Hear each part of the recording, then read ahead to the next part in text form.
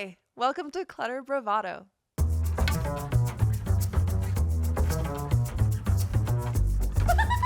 Yes, and It's the energy. It's not just about the stuff. So we should probably just get into it, right? let's go.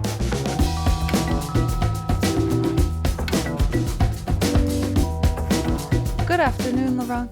Good afternoon, Elyse. How are you? You know what? I'm doing a lot better. I'm doing a lot better A lot better than. than I was this weekend. I had a rough one. Oh, you did? Yeah. Sorry. Just kind of a bummer of a weekend in general. But how was your weekend? You know me. I try to preserve my weekend for a lot of recoup and, relaxation. And, Yeah. I have a routine. So I stick to it. And was warm, but a beautiful weekend Yes. in Los Angeles. So Yeah. I enjoyed it. What about you? Tell me. Oh no, honestly, I don't know. Every once in a while, I'll hit a pretty bad slump. I had a slump this weekend, but it got me to thinking. And you know how we're really close to our 1 year anniversary of Clutter Bravado, Mm-hmm. and I was reflecting so much on that. And I'm gonna be honest with you. Uh-oh. I had a moment where I felt like, oh no. Oh, no. Where I was thinking, I want this to be so successful and I want it to look a certain way, and it doesn't yet. And I was spiraling, literally spiraling. I think the kids call it crashing out Okay. about this. Yeah. And then I had a moment where I was like, oh my God, it's actually been a gift the entire time. This podcast has been the biggest gift. And I am so beyond grateful for the opportunity to do this. When I met you, I was working as an assistant for a designer. I was so in over my head. I was so intimidated by the field of design and by other designers that I really looked up to and whose work I really admired. And throughout the process of doing this podcast, I've gotten to meet these people that I've looked up to, whose work I think is so impressive, and that I would one day dream of being able to do something like what they do. But they're so talented and so kind, and they have donated their time to coming on to the show and being honest about their stories and what projects they're working on and all the things that they've been through and what the process was like, what their fears are, And then I ask them three really vulnerable questions at the end of every episode, and they answer them. And the fact that a year ago, or a year and a half, I guess, I was so lost in this field and I was such a beginner, and that now I feel like I've been given the gift of these interactions and of these beautiful people that have been so generous with their time and with their experience, that my crash out about not being good enough turned into a crash out about how extraordinarily grateful I am for you, especially because you bring most of our guests on. They're people that you've worked with for a long time. And also for just how much this has grown over the past year. Uh-huh. We've learned so much, and not just from the conversations we have with our guests, but all the stuff behind the scenes. And sometimes, and those of you who know me well, this is not a new piece of information, I have a hard time being a beginner at something. I want to be a know-it-all. And I am humbled daily doing this, where I'm like, oh, I don't know that. I don't know how to get everybody to listen to the podcast. I don't. But you know what I am grateful for? Is that people do. Isn't that amazing? Mm-hmm. Isn't that amazing? Yes, it is. This is our 47th episode. We've had, I think, 45 or 44 guests? Holy moly. That's so beautiful. That's how many people have spent an hour with us or more. You've been making them lunch every time. Oh my God. 44 lunches. They were done. It's 44 lunches. That's a lot of cooking. That's a lot of chickens. It's a lot of chickens and salmon. But yeah, I mean, if I have to join you in the gratitude, it's 44 people that have been, most of them have been around for, 10, 20, 30 years in some cases, right? And so, yeah, almost 30 years for a few of them. So it's just quite humbling to right there to be able to say that. And it's a great community of, I think we're expanding that community. We're including artists, and we're going to include a musician. Yes. That I'm really excited about. Very excited about that. And today's guest too. Today's guest is... Which, I mean, this episode this is one of those that I reflected on, and it was such a vulnerable episode. Like this, I'm really good at of having an interview and asking people questions and having them talk about themselves. When they turn a question back onto me, deer in headlights. I thought that I loved talking about myself. I do. Just not on the sofa. Not on the sofa. Not in this. Apparently.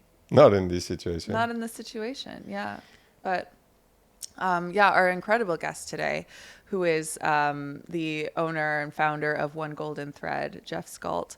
He's so fascinating, and he's such an enlightening person, and it was a beautiful experience to have him here. But yeah, we are bringing in a lot more lifestyle elements. And it's funny, Jeff is one of those people that I've met last year, I think, and through, we know so many people, we have a deep connection right there, and we became friends. And it's a beautiful relationship, new and really beautiful.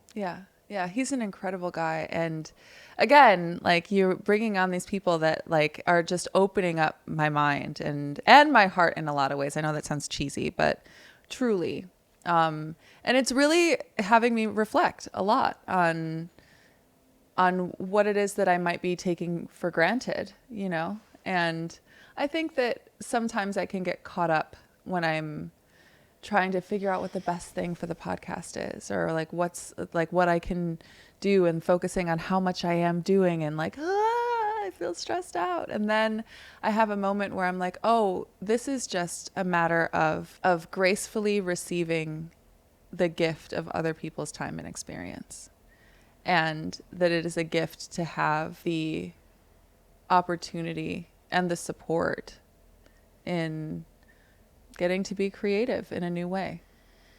And I think that, we talk a lot about what the podcast means and where we go from there. And I think that it's a nice time to, that was a nice realization. And it's also, I think that we're here for our community, for California, because that's where we're based. And I'm deeply in love with both the LA community, and I have strong attachment to our San Francisco community.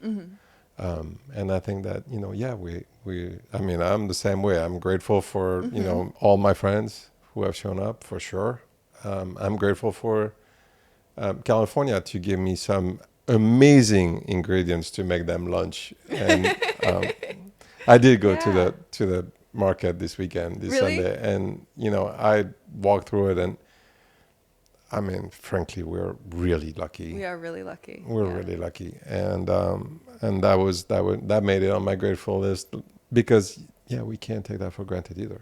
So, I'm glad you had, I'm sorry you had a rough time. It was a rough time, but it was a really necessary, it was a necessary crash out, you could say. I needed to have that moment where I was able to realize just how much I was suffering in lack of gratitude. That when I start to feel overwhelmed, it's simply because I'm not paying attention to how much I have been given, and what an incredible privilege it is to have the stressors that I have today. Well, like the kids say, you're Riz, so you're good. What? Don't ever do that again. I won't do it again. I thought I would try. Riz is it's a noun. Oh, shit. You have Riz. Oh, you have Riz. There you go. I knew that there was, you have Riz, whatever. Just cut it out. Great. I'm doing No, I'm not that. cutting that. We're leaving Cut that out. I was trying to be cool. And then there's an age past 55 where you just should not be doing that, obviously. You're doing great. Actually, can I say that and mean it? Yeah. For real? Like I For say that real? like, oh, like, but no, I don't think that our listeners are really aware of the fact that you had never been on camera or been recorded like this before, except for that one episode of $1 Million Decorators. But you had never done this until this podcast. Not only I've never done this, I ran away from any camera that was presented, that was turned my way. It was But not. I feel like it's made for you. And I feel like you've really blossomed. Your Well, I personality don't is know. just blooming all the time. And I love it. And everyone who's listening to it, like... I love doing it with you, and I love the fact that, the people that we have interviewed mean a lot to me. So it made it a lot easier. And even the new project that we're working on, it delves into my passions. So it makes it a lot easier. Yeah. And pleasurable to do it every week. So, and Great. I'm having the podcast with you, with our guest, having the 45-minute lunch that they take the time to do that, and where we chat. It's a privilege. It's an honor. It's a privilege, and so I'm really happy to be able to do that too. So if you are listening to this, or if you've been a guest on the show, and to you, Laurent, also, thank you. Thank you for taking a chance on us. Even if you just listen to this episode up until right now and you're like, okay, I'm going to turn away. I would encourage you to shoot us an email, send us a comment, give us a review, however you feel about the podcast. We want to know. And we want to make this the best that it can be. But in the meantime, I do not take any of this for granted. It is such a gift. And thank you, Laurent, for taking a chance on me and letting me do this. Now that we've gotten all sappy, get that out of the way, we should get to our guest. Yeah. And again, this is quite a vulnerable interview. But I really enjoyed having this conversation, and we go deep. And actually, we did this a few weeks ago, and Jeff tied a one golden thread around each of our wrists. And so that's actually in the episode too. So you'll be able to hear that process. I still have mine on. You still wear yours? Yep. Yeah. Still there. So anyway, I am, super grateful, very excited for this interview. So we should probably get to it. Yeah. Let's go. Welcome to Clutter Bravado. We are here with Jeff Scult of One Golden Thread. Hi. It's a pleasure to be here. How are you? Oh, deliciously living life. Fully. Yes. Yeah. Right, After a long trip all the way from Venice, deliciously living LA life. But you're here. Yeah, it was an interesting thing in terms of how even I arrived, because I arrived in a great level of shared awareness around time and space. I arrived 30 minutes plus generously. No, but I was late, and it really just goes. It doesn't matter what happened, black magic along the way. It's about creating patience. It's about creating space, and so I first want to acknowledge that and say thank you for the mirror, and I do apologize. So and the apology isn't right. coming from a place of shame. It's like when you actually keep somebody waiting, you actually are honoring yourself by saying that you actually had a transgression around that, and you can basically learn from it, because that's, I think, what we're all here to do. Talk to my 93-year-old father. It's always about learning. Yeah. Here we are. Koreatown to Venice. Yes. It's a long way. Venice to Koreatown is a very, very long way. But along the way, I love that you are always, you seem to have this openness about you, where no matter what it is that you are going through, whatever situation you're in, you're stuck in traffic, or you're, a little bit late coming to interview here. By the way, I'm late to everything. So it's not a problem. I keep everything open on both sides, beginning and end of every appointment, because I know it's going to take me an extra 15 or so. But I love how open you stay to having new experiences and to learning something new. Where do you think that came from? It's such a beautiful question. I was born into an artist household. my mother was a fine artist. My father was a naturalist, and very early on, they were exposing us to things that were expanding the mind and bringing us into moments of having heart connection by having an experience you hadn't had. And so there was always sort of this upbringing of living in a state of wonder and awe. And yet I pushed most of that away for half a century. So I came to realize, after I let go of this notion around being a people pleaser, living somebody else's experience, coming into my own, about the awe of just being open. And I'm going to reference my father probably more than 3 times. I've already done it once, so here's the second one. Perfect. There's this notion when we're up to 4 years old, we ask one question of our parents 4,000 plus times. Check it, the facts, but the answer is why. And it comes from a place of wonderment. And then we become this thing of asking why from a place of criticism or judgment or fear or what have you. And, my father's life philosophy is why not with an exclamation point after it. I like it, yeah. And so I found my own way within that to be my own man. But, I look no farther than my father. To just remind me of the audacity of that at any age. Right. Why not being a first-time clothing designer at age 51? Why not follow our dreams and let go of the ridicule, not from you to me, but from me to me? And it took a lot of chrysalis moments to get there, but that's where that comes from. Is like that is the art and the arc of breathing now, is to stay open to being open. Yeah. There are versions of yourself that you have to let go of along the way. How would you describe what it was like in that chrysalis state? So when you were feeling discomfort in the way that you were living or what your life looked like and knowing that you wanted to try something new, there's that stage in a chrysalis where a pupa becomes just goo. So tell me about your goo stage. What was it like when you knew that you were uncomfortable, that transformation was on its way, but right before you started to take those steps? It's funny, I'm a 10-ton burner. Yeah. And the first moment upon walking to the playa, I was scared shitless. Am I allowed to speak? Yeah, freely? absolutely. Okay. Speak freely. I was so afraid because I was afraid somebody was going to ask me my intention for being there, because that's what I was told that you were supposed to come with. I was at that early stage where I was chasing the light, afraid of my shadow, the whole thing. And so I remember getting on my bike as soon as I got to the camp, because I didn't want somebody to approach me and look me in the eye and see me as a fraud. And so I went off in 2010 into the deep playa, as it came to be known to me very quickly. And there was this beautiful building that was a temple, the Temple of Burning Man. Mm-hmm. And you walked in, and for anybody who's been there, there's a cacophony of graffiti all over the walls as the days progress, of people placing their intentions, their drops of gold, their wisdom, what have you.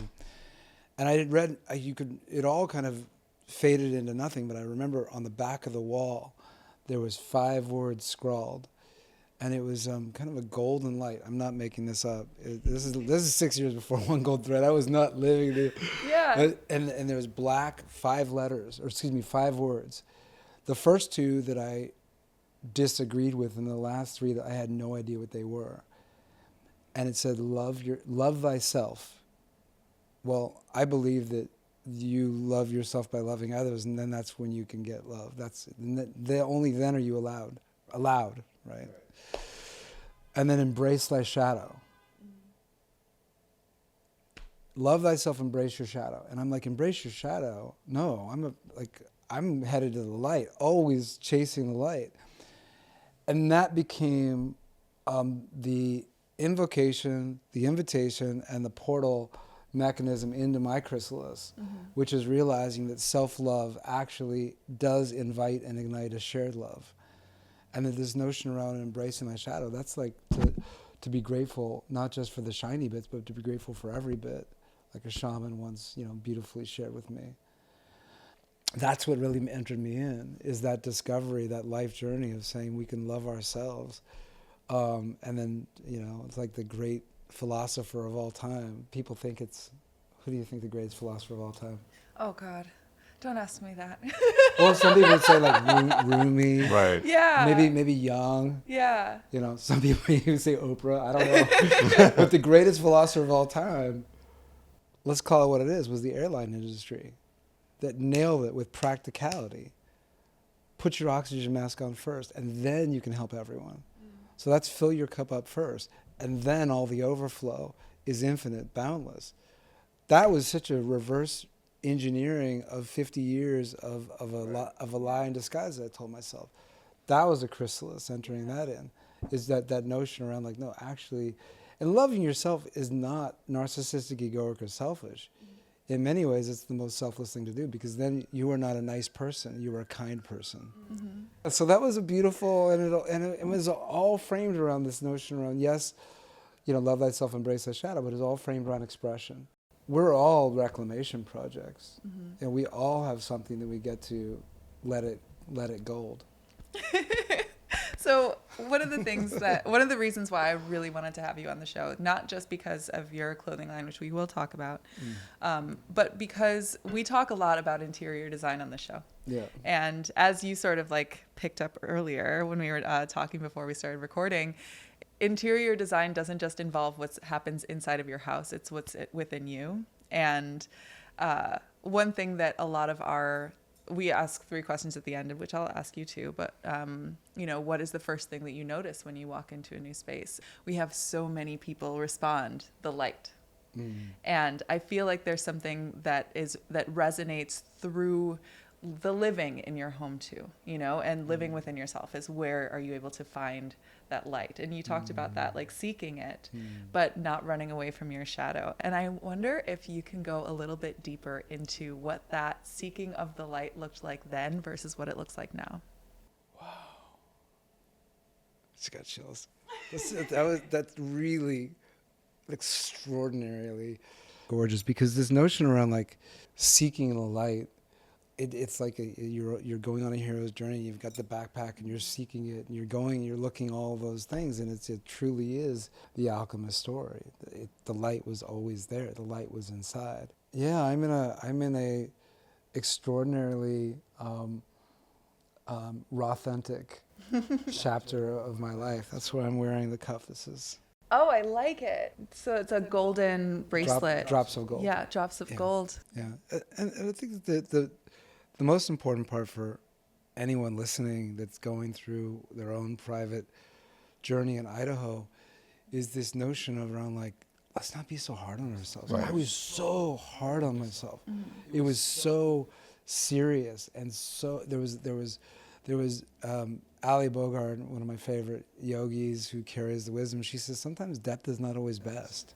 You know, she was talking about yoga pose, but she was talking about the metaphor of life, like this notion around like sometimes just like be grateful for just the journey, as opposed to like the seeking or the destination. It's just like, and realizing, like as Victory likes to say, it's funny here. Like let's allow ourselves to just be in the joy of like we're all just fucking around and finding out on a rock that's hurtling through space. You know, and why not? Yeah. Dad? Number 4. And let's stay out of the result business, because you know I think that we were way too much in at least our generation. I'm talking about me. I was in the result business, like, you know, doing something to get to something else. And I'm like, this is just like, first of all, 90% is out of my control. So let's focus on, you know, the 10% that is my control, and let's enjoy the journey, because. Yeah, you know, it's I mean, just to go there, I figured we would at some point, but you know, really a muse for me infinitely, spiritfully in my life is my mother, who was the ultimate artist and play and express and not do it for anybody else, but do it for yourself first, and be a muse and be amused.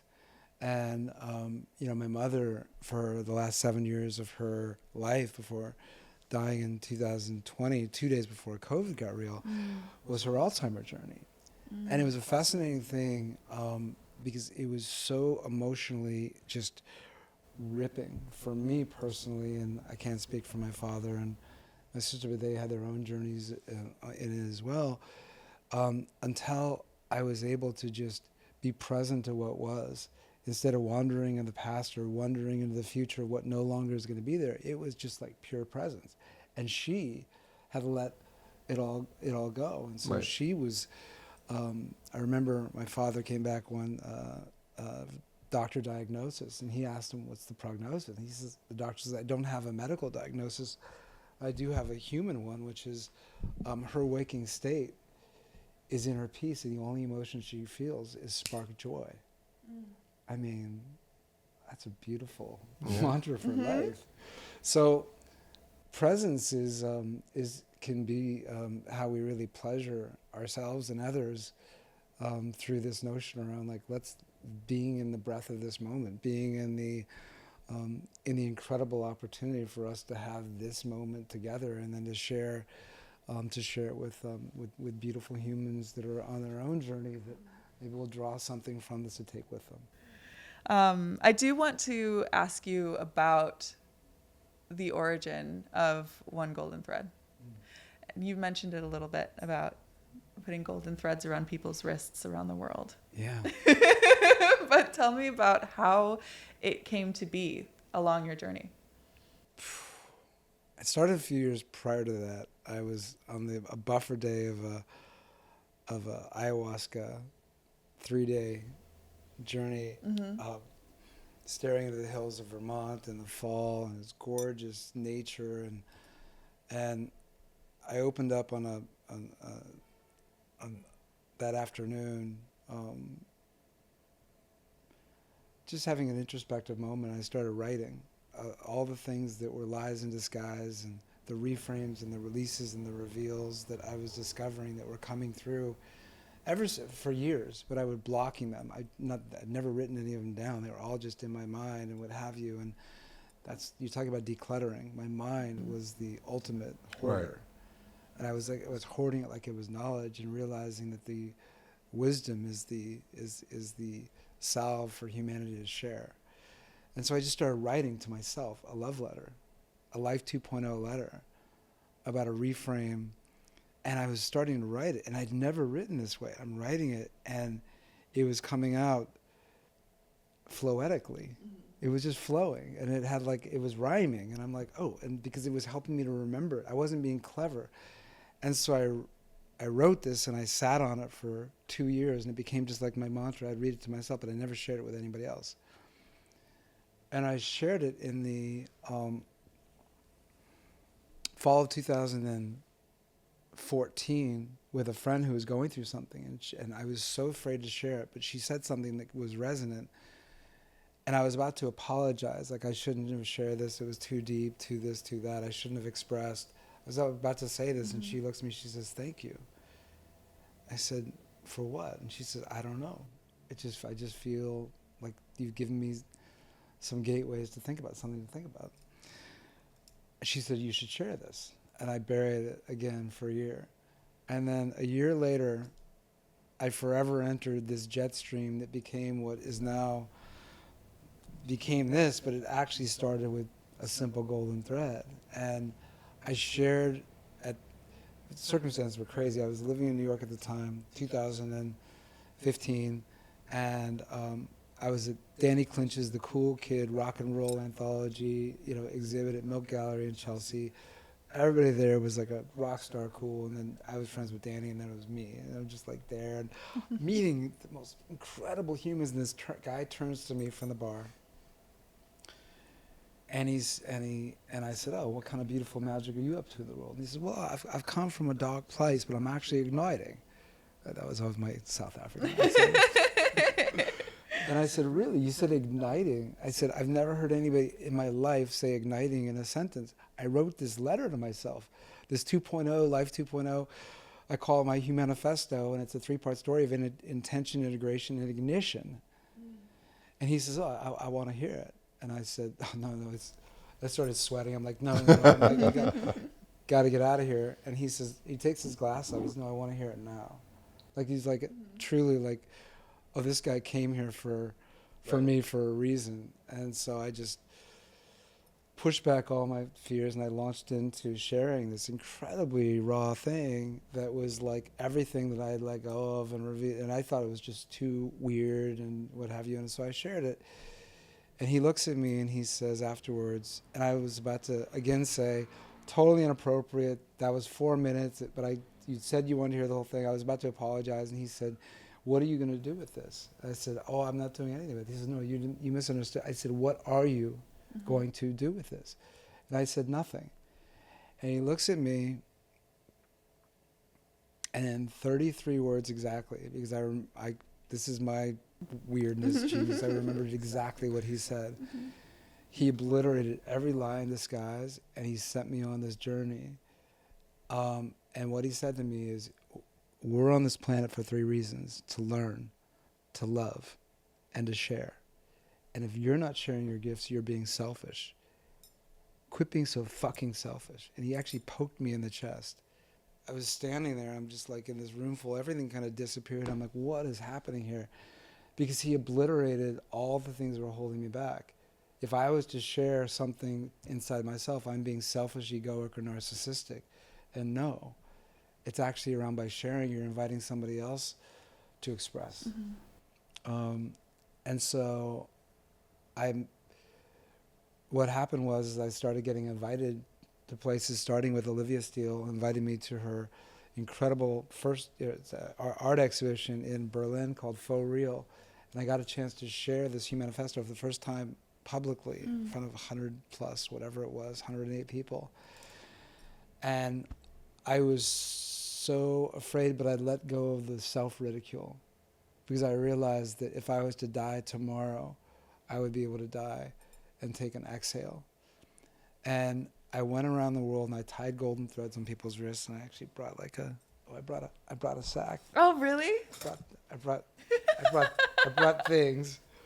Yeah, I went around the world and I tied golden threads on people's wrists. And I asked every single human being that I tied a golden thread around the wrist the exact same question. And to this day, no 2 answers have ever been the same. Everybody's answer revealed what they saw as the gold that resided inside them, that was their unique footprint, their unique imprint, their unique snowflake. And that is really, what to me continues to be the audacity, the awe, full of how awesome this journey's been. And that's why there's still every item is wrapped by a golden thread. There's a golden thread that weaves through every article of clothing, and it simply means that the gold that's inside all of us is a thread to unite us. So that was the origin story. Wow. I've been very honored, and I'll never, wherever one golden thread goes and grows and flows in this world in terms of its size and how the far reaches of the world, because the original vision was to wrap the world with a golden thread. Right. Who knew that I was going to be doing it with clothing? Yeah. It wasn't the plan.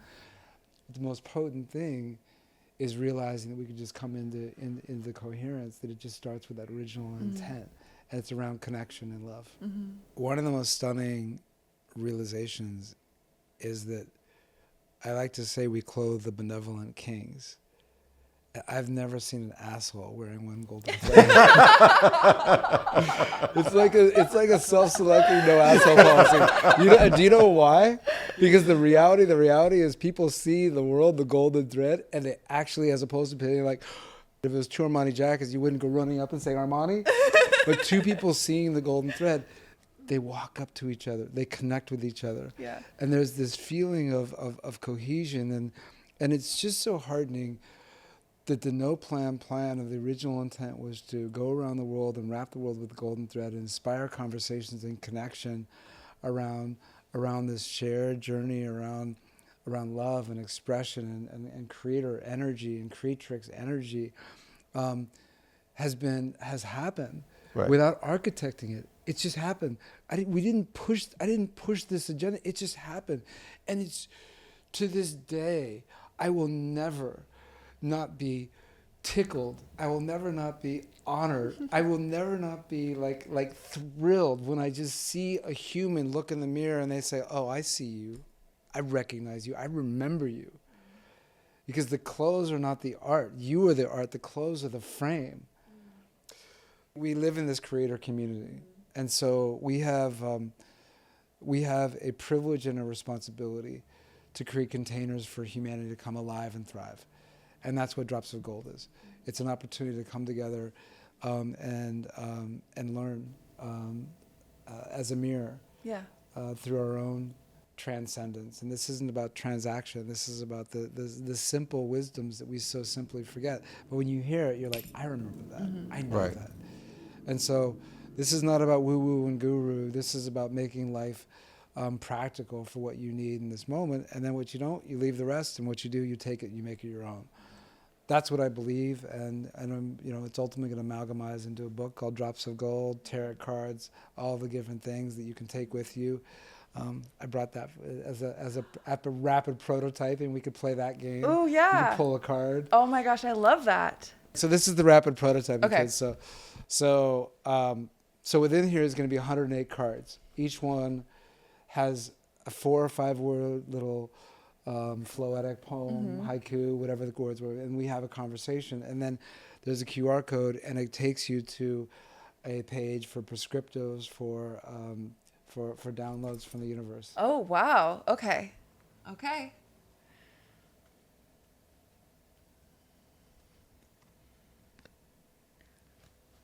Interesting. Ooh. Receive with ease. Oh. Isn't that wild? This is okay. Wow. Okay, yeah. Oh gosh. Sorry. That's pretty wild. I have an incredible massage therapist. I've talked about her on the show before. And she's really in tune. She has she's not quite a medium, but she's really good when it comes to moving spiritual energy around in Reiki and things like that.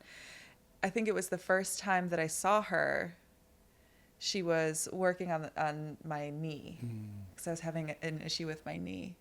And she's like, do you have trouble receiving what the universe has for you? And I was like, whatever do you mean? And she's like, it seems like whenever a gift is given to you or whenever something is provided for you or given to you, that you meet it with all of these other obstacles of whether or not you deserve it, whether that's something that you deserve to receive. And she's like, what if you allowed yourself to receive? And the fact that I just pulled this card saying receive with ease is, I mean, it's a little chilling, actually. Yeah, that's something that is really powerful. That's beautiful. So I got up at 5:30 this morning. And before going to the cold plunge, I wrote, of all the 108 that's going to be in this bag, I wrote the 108 words around this one right here. Really? No way. Would you like to hear it? Yeah. Yes. This is literally this morning. No way. That's amazing. Are all of them in there? Do they all say the same thing? No, you will not pull. Wow. Look at. Wow. Oh, hold on. Here. Oh. Read the first one. Just receive with ease. 5 hours ago. That's amazing. Well, here we go. The greatest prescriptive, here's the 108 words. The greatest prescriptive philosopher of our time, not Rumi, not Jung, it's the damn airline industry. Put your oxygen mask off first. Translation, you can't pour from empty. This one's for the givers, who give so hard they forget they exist. False givers skip receiving or treat it like a checkbox in the illusion of self-care. True giving starts with receiving, with allowing, with worthiness. What does it feel like to truly receive? No guilt, no scoreboard, to be filled so fully you overflow. Universal truth, when you receive, others receive you fully. So go on, just receive with ease and gift, sharing from gold, not grind. Have you ever actually felt this somatic experience of what Laurent was just speaking to? Actually felt this against your skin, against your neck, against your...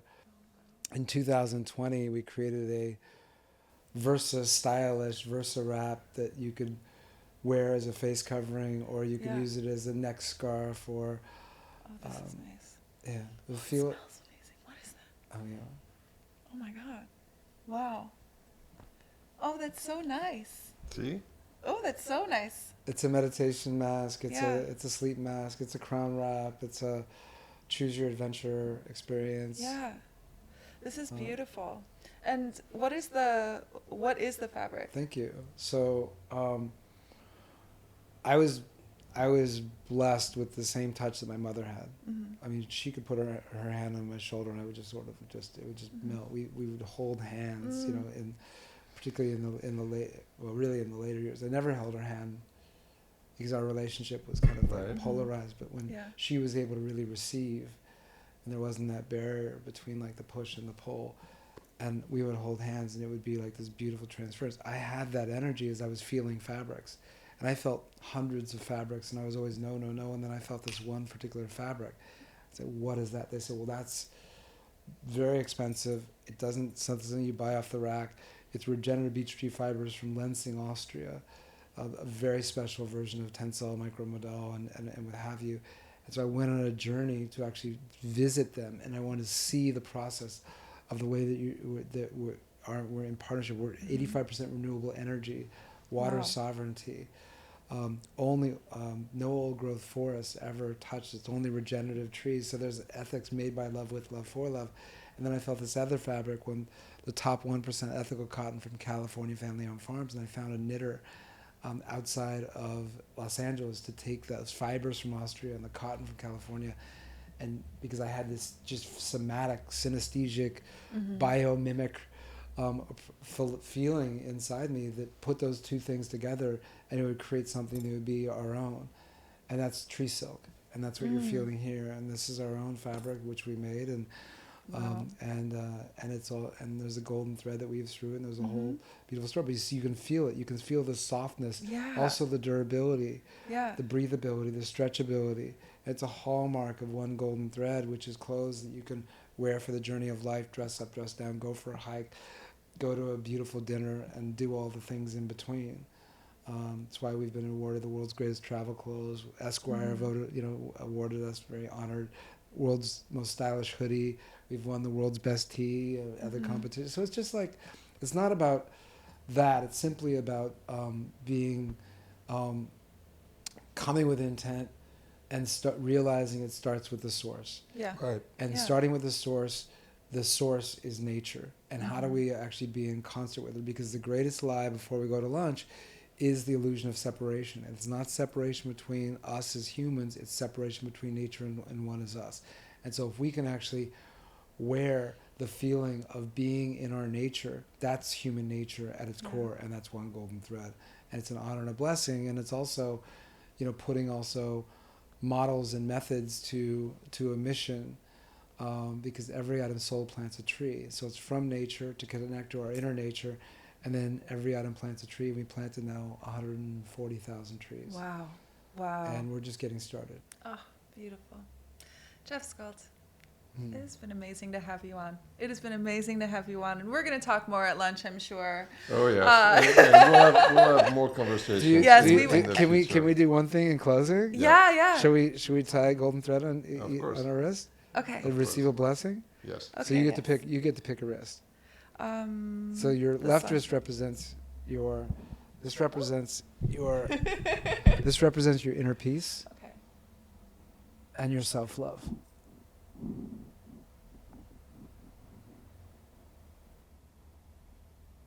Thank you. Okay. So this is pretty cool because I brought one of the OGs made in this beautiful artist facility outside of Berlin, which is where the first place of the Humanifesto. So you'll notice that there's 9 singular golden threads wrapped into a rope. 9 is completion. So this is a simple reminder. So that's beautiful. I get to ask you one question. Oh gosh. Put your hand over your heart with the golden thread. Okay. No, with the golden thread. Okay. So just feel into it, take a deep breath. What does it mean to you to live life golden? To be a better conduit of what the world needs rather than what I want it to have. Ashe. Thank And to you. receive with ease. Thank you. I'm complete. Wow. Okay. All right. over me. Okay, this is beautiful. You guys are like so. You chose this for manifest destiny, for your inner power. So put that hand over your heart. The golden thread. What does it mean to you to live life golden? I don't know how to translate that. Say But it it's in really French. to be in service. Say it in French. Yeah, no. Look, beautiful. It's really to be at the core of a community. I think I realize that I love people. I love humans. Humans are beautiful for them, and they are. And being part of a community, being part of something bigger, being part of, however you want to call it, and all the way to nature or is what makes me whole, what makes me happy. And it goes, it's silly, but there's, we have an example here of a living thing that drove me quite crazy for the first few months. But I was determined to make him my friend, and that's the dog, who is complicated with the rescue, his difficulties. Elyse's dog, and when she comes here, it's like it was, he was. But I need him to be part of the pack, and he finally is. So it goes for everybody. I mean, I want that. I want that so much, and I love when we have to feel that love. For people and for the world. Wow. Yeah. Wow. That is such a beautiful golden thread. The way you shared your heart around this notion around being open and being a core community, and that we get to find that inside ourselves by simply expressing it. And by doing so, it really is the golden thread that connects us all. Right. And that's where we get to be human beings, not human doings. And I feel the same way about humanity. Like, I think it's a miracle. Yeah. And all we get to do is realize that miracles are messy. We're a miracle. Self-permission to make a mess and clean it the fuck up, and let's unclutter it and let's go. Beautiful. So here we grow. Oh, thank you Thank so you much. very much. Thank you, Jeff. Thank you. Let's go have lunch. Let's go have lunch. What we really came here for.